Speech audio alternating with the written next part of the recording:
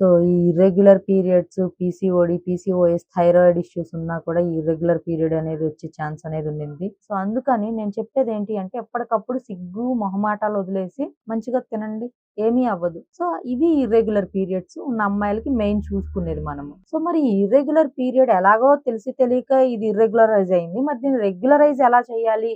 అనని కొంతమంది అడుగున్నారు. సో, దీనికి రెగ్యులరైజ్ చేయాలి అంటే ఫస్ట్ అన్నిటికన్నా గూడా ముందు నేను చెప్పిన ఏ చెత్తయితే ఉందో ఈ ఫుడ్ అంతా తినడం మానేసి చక్కగా ఆకుకూరలు, కూరగాయలు తినండి. మంచిగా వాటర్ తీసుకోండి. యోగా, మెడిటేషన్, ఎక్సర్‌సైజెస్ ఇవి రెగ్యులర్‌లీ ప్రాక్టీస్ చేయండి. చక్కగా రన్నింగ్ చేయండి, స్విమ్మింగ్ చేయండి. అండ్ దానితో పాటు ఇంట్లో ఏవైతే వర్క్స్ ఉంటాయో హోమ్‌లో చేసుకునే ఆ వర్క్స్ అన్నీ గూడా మీకు మీరు చేసుకోవడం అలవాటు చేసుకోండి. మన శరీరానికి కొంచెం పని చెప్పండి. వెయిట్స్ క్యారీ చేయండి. చిన్నపాటి వెయిట్స్. ఇవన్నీ చేస్తూ ఉంటే ఇదనేది మీకు కరెక్ట్ అవుతూ ఉంటుంది. అండ్ వెయిట్ ఎవరైతే ఎక్కువగా ఉంటారో ఒబెసిటీ ప్రాబ్లమ్ ఉంటుందో సో, వాళ్ళు కొంచెం బరువు తగ్గడానికి ప్రయత్నించండి. ఇవి మెయిన్ రీజన్స్.